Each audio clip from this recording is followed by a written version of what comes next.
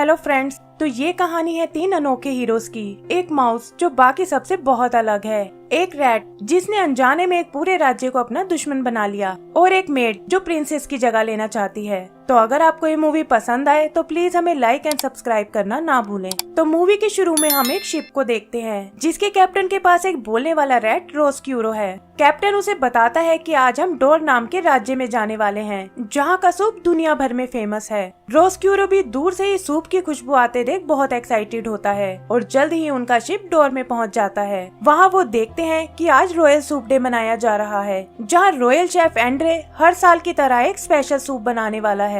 यहाँ हम देखते हैं कि सूप बनाने का ज्यादातर प्रोसेस ऑटोमेटिक है जिसमें अलग अलग जगह से आती वेजिटेबल्स एक बड़ी सी कढ़ाई में गिर रही हैं। तभी वहाँ एंड्रे आता है और सूप चेक करके कहता है कि अभी भी इसमें कुछ कमी रह गई है। बाहर किंग और क्वीन अपनी बेटी प्रिंसेस पी के साथ इस साल के सूप का नाम अनाउंस करते हैं जो शाही डिनर के बाद पब्लिक को परोसा जाएगा। सूप की खुशबू से रोस्क्यूरो खुद को नहीं रोक पाता और कैप्टन को छोड़कर महल के अंदर चला जाता है। इधर एंड्रे सूप को और बेहतर बनाने के लिए एक बुक निकालता है और तभी वहाँ कढ़ाई और कुछ खाने की चीजें मिलकर एक जीनी का रूप ले लेती हैं। पता चलता है कि ये जीनी ही है जो सूप को लाजवाब बनाने में उसकी मदद करता है। यहाँ उनकी मस्ती में एक वाइन की बोतल सूप में गिर जाती है और वो देखते हैं कि ये उनका बनाया अब तक का सबसे बेहतरीन सूप है। आगे एंड्रे सूप को रॉयल फैमिली को सर्व करता है और हम देखते हैं कि रोस्क्यूरो भी छुपकर अंदर पहुँच गया है। जैसे ही क्वीन सूप को टेस्ट करने लगती है, ऊपर बैठे रोस्क्यूरो का बैलेंस बिगड़कर वो नीचे बाउल में गिर जाता है।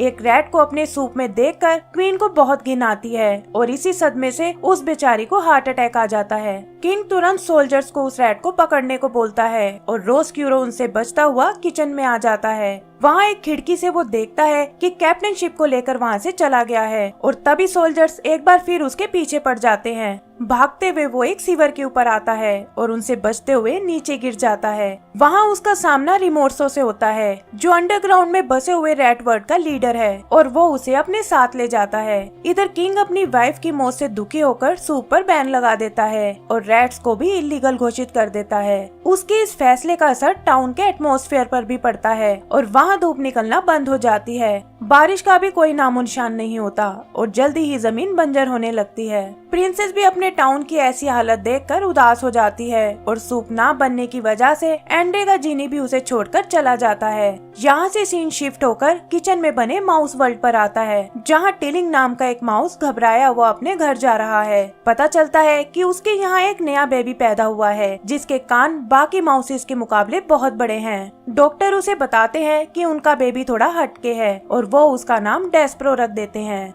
जल्दी ही डेस्प्रो बड़ा हो जाता है और उसके दोस्त देखते हैं कि उसका नेचर बाकी माउसेस से बिल्कुल अलग है। वो खतरों से डरता नहीं बल्कि उनका सामना करने की कोशिश करता है और उसकी सुनने की शक्ति भी दूसरों से कहीं ज्यादा है। उसके पेरेंट्स को भी इस बात से बहुत चिंता होती है और वो उसकी टीचर से उस पर ज्यादा ध्यान देने को कहते हैं। स्कूल में भी डेस्प्रो सबसे अलग बिहेव करता है और पता चलता है कि उसका सबसे बड़ा सपना उस गहरे सीवर को अंदर से देखने का है जहाँ रैट्स रहते हैं। यहाँ से सीन चेंज होकर रैट वर्ल्ड में आता है जहाँ हम रोस्क्यूरो को अकेले घूमते हुए देखते हैं और पता चलता है कि उसे यहाँ की लाइफ बिल्कुल पसंद नहीं है। यहाँ वो देखता है कि कैसे रिमोट्स सभी रैट्स को कंट्रोल करता है और उसे भी उन्हीं की तरह अपना गुलाम बनाना चाहता है। रोस्क्यूरो भी बाकी रैट्स की तरह अंधेरे में नहीं बल्कि बाहर की खुली हवा में सांस लेना चाहता है और इसीलिए अपने बिल में बने एक होल से आती रोशनी को देखता रहता है। उधर माउस वर्ल्ड में प्रिंसिपल डेस्प्रो के पेरेंट्स को बताता है कि उनका बेटा दिन ब दिन और निडर होता जा रहा है और उन्हें अपने बड़े बेटे फर्लो की हेल्प लेने को कहता है। अपने पेरेंट्स के कहने पर फर्लो डेस्प्रो को अपने साथ ले जाता है ताकि उसे दिखा सके कि नॉर्मल माउस कैसे बिहेव करते हैं। वो लोग किचन से निकलकर महल में बनी एक लाइब्रेरी तक आते हैं जिसे देखकर डेस्प्रो को बहुत अच्छा लगता है। फर्लो उसे बताता है कि कैसे माउसेस का काम इन बुक्स को कुतरने का है, लेकिन डेस्प्रो वहाँ एक स्टोरी बुक पढ़ने लगता है।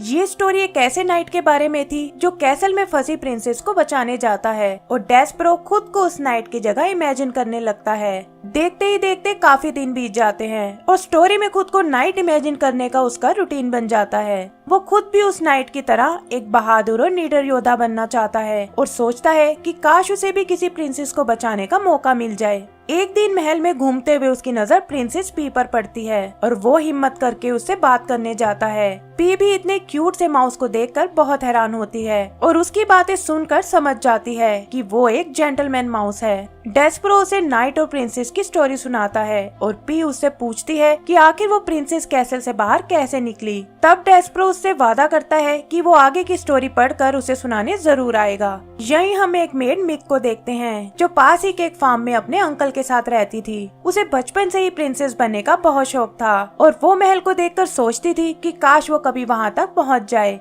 एक दिन उसकी ये विश पूरी हो जाती है और महल में उसे मेड का काम मिल जाता है। इधर डेस्परो के पेरेंट्स को उसके प्रिंसेस से मिलने का पता चल जाता है और उसके डैड तुरंत ये बात माउस काउंसिल को बताने को कहते हैं ताकि वो इसका कोई सोल्यूशन निकाल सके। डेस्परो रोज की तरह लाइब्रेरी में अपनी स्टोरी पढ़ने जाता है और तभी काउंसिल मेंबर्स वहाँ आकर उसे पढ़ते हुए पकड़ लेते हैं। डेस्परो पर मुकदमा चलाया जाता है और इंसानों से बात करने और रूल्स को तोड़ने के जुर्म में उसे माउस वर्ल्ड से बैनिश कर दिया जाता है। वो लोग उसे एक होविस नाम के माउस के पास भेजते हैं जो अपने थ्रेड्स की मदद से उसे सीवर की गहराइयों में भेज देता है। डेस्परो अंधेरे रास्तों से होता हुआ नीचे बनी काल कोठरी में आता है और देखता है कि कुछ रैट्स वहाँ के जेलर ग्रेगरी को तंग कर रहे हैं। तभी ग्रेगरी जाग जाता है जिससे रैट्स तो वहाँ से भाग जाते हैं लेकिन डेस्परो पकड़ा जाता है। वो ग्रेगरी को भी अपनी प्रिंसेस वाली स्टोरी सुनाता है लेकिन वो उसे गुस्से में रैट्स के बीच फेंक देता है। रैट्स उसे पकड़कर अपने अरीना में ले आते हैं जहाँ रिमोर्सो डेस्परो के साथ अपना एक खतरनाक गेम खेलने वाला है। वो अपनी कैद की हुई एक कैट को उस पर छोड़ देता है और डेस्परो जान बचाने के लिए इधर उधर भागने लगता है। तभी रोस्क्यूरो की नजर उस पर पड़ती है और इससे पहले कि रिमोर्सो उसे मारने का ऑर्डर दे वो उसे रोक लेता है और कहता है कि वो इस माउस को खाना चाहता है।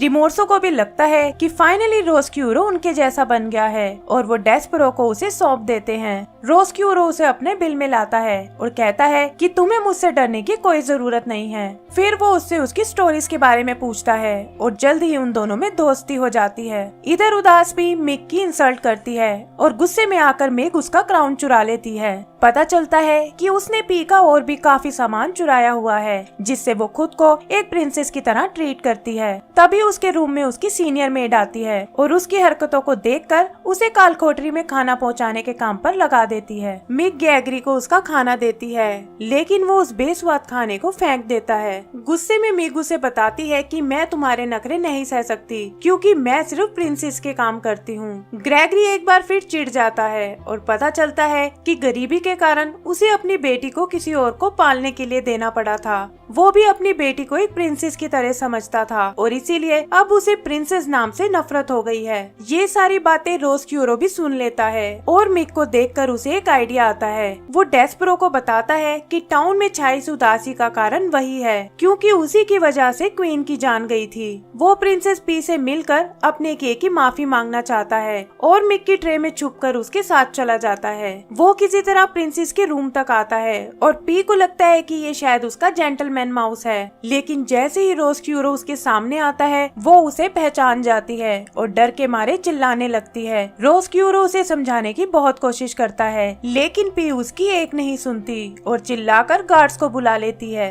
रोस्क्यूरो किसी तरह उनसे तो बच निकलता है लेकिन उसे पी से नफरत हो जाती है और वो मन ही मन उससे बदला लेने का प्लान बनाता है। वो छुपकर मिक के पास आता है और उसे उकसाता है कि अगर पी उसके रास्ते से हट जाए तो वो वहाँ की प्रिंसेस बन सकती है। मिक भी उसकी बातों में आ जाती है और यहाँ एक सीन में हमें पता चलता है कि वो असल में वही लड़की है जिसे ग्रेगरी ने उस किसान को सौंपा था। वो दोनों पी के पास पहुँचते हैं और उसे बांधकर अपने साथ नीचे तहखाने में ले आते हैं। डेस्परो को भी पी के चिल्लाने की आवाज आती है और वो देखता है कि एक जेल में पी के साथ साथ मिक भी कैद है। वहीं नीचे उसे ढेर सारे रैट्स नजर आते हैं जो बात कर रहे हैं कि कैसे रोस्क्यूरो उनके खाने के लिए 2 इंसान लाया है। डेस्परो किसी तरह रैट से बचता हुआ प्रिंसेस तक पहुंचता है जो उसे अपना एक लॉकेट देकर अपने डैड के पास जाने को कहती है। वो किसी तरह वहाँ से निकलकर आगे बढ़ता है जहाँ कुछ ट्रैप से बचते हुए पी का लॉकेट नीचे गिर जाता है और तभी उसकी नजर सामने रूम में बैठे किंग पर पड़ती है। वो उसे बताने की बहुत कोशिश करता है लेकिन किंग का उस पर कोई ध्यान नहीं जाता और तब डेस्परो हेल्प मांगने अपनी फैमिली के पास आता है। वहाँ भी सब लोग उसे एक भूत समझते हैं और उनका ध्यान अपनी ओर खींचने के लिए वो वहाँ लगी एक बेल बजाने लगता है। बेल की आवाज एंड्रे को भी सुनाई देती है, जो सूप ना बनाने की वजह से बहुत उदास है और उसे अपने चारों ओर वेजिटेबल्स दिखाई देने लगती है। अचानक उसकी आँख खुलती है और कुछ सोचकर वो दोबारा से सूप बनाने लगता है। सूप की खुशबू जैसी आसमान तक जाती है, वहाँ फिर से बारिश होने लगती है और तभी उसका जिनी भी वापस आ जाता है। वो दोनों मिलकर सूप बनाने लगते हैं और तभी वहाँ डेस्परो आता है। वो उनसे प्रिंसेस को बचाने के लिए मदद मांगता है, लेकिन एंड्रयू उस पर कोई ध्यान नहीं देता और खिड़की से बाहर बदलते हुए मौसम को देखने लगता है। जैसे ही वो पलटता है, पता चलता है कि जिन डेस्परो के साथ पी की मदद करने गया है। इधर रिमोर्सो रोस्क्यूरो से बहुत खुश होता है और दिखाता है कि आज उसकी वजह से वो एक प्रिंसेस को खाने वाले हैं। जिन और डेस्परो भी ये देख लेते हैं, लेकिन रेड्स की वजह से वो सीढ़ियों से नीचे गिर जाते हैं और जिन टूटकर बिखर जाता है। आगे हम गैगरी को देखते हैं, जिसे जेल में बंद मिग दिखाई देती है और उसकी गर्दन पर लगे टैटू को देखकर वो समझ जाता है कि यही उसकी बेटी है। उधर जिन डेस्परो को पी की मदद के लिए जाने को कहता है, जिसे रिमोर्सो के रेड्स खाने वाले हैं। रिमोर्सो खाने की बेल बजाने के लिए रोस्क्यूरो को कहता है, लेकिन जैसे ही रोस्क्यूरो पी की आंखों में देखता है, उसे अपनी गलती का एहसास हो जाता है। वो बेल बजाने से मना कर देता है और ये देखकर गुस्से में रिमोर्सो खुद ही वो बेल बजा देता है। सभी रेड्स पी को खाने उसकी ओर भागते हैं और तभी डेस्परो वहाँ जाता है। वो पी को बचाने के लिए वहाँ कैद उस कैट को आजाद कर देता है, जो देखते ही देखते सभी रेड्स को वहाँ से भगा देती है। डेस्परो भी एक नाइट की तरह बाकी रेड्स से लड़ने लगता है और तभी रिमोर्सो वहाँ आकर उसे पकड़ लेता है। तभी बाहर टाउन के लोग पहली बार धूप को निकलते हुए देखते हैं, जिसकी रोशनी पी के लॉकेट से रिफ्लेक्ट होकर तहखाने तक आ जाती है। ये देखकर रिमोर्सो घबरा जाता है। तभी रोस्क्यूरो की नजर वहाँ रखे एक मैग्नीफाइंग ग्लास पर पड़ती है और वो उसके रिफ्लेक्शन से रिमोर्सो को नीचे गिरा देता है। वहाँ वो उस कैट से बचने के लिए उसी के पिंजरे में घुस जाता है और पी उसका दरवाजा बंद कर देती है। रिमोर्सो मारा जाता है और रोशनी देखकर सभी रेड्स भी अपने बिलों में भाग जाते हैं। आगे हम देखते हैं कि पी रोस्क्यूरो को माफ कर देती है और मिग भी अपने डैड को पहचान जाती है। वापस आकर पी मिग को अपना क्राउन पहनाकर दिखाती है, लेकिन पता चलता है कि वो तो अपने डैड के साथ अब फार्म पर रहना चाहती है। किंग को भी अपनी गलती का एहसास हो जाता है और वो अपने सूप और रेड्स को इलीगल बनाने के कानून वापस ले लेता है। एंड सीन में हम देखते हैं रोस्क्यूरो एक बार फिर दुनिया की सैर के लिए निकल गया है और डेस्परो प्रिंसेस का दोस्त बनकर टाउन में ही रहने लगा है। तो इसी के साथ हमारी मूवी खत्म हो जाती है। तो दोस्तों, अगर आपको हमारा काम पसंद आया हो तो प्लीज हमें लाइक एंड सब्सक्राइब करना ना भूलें। Thank you.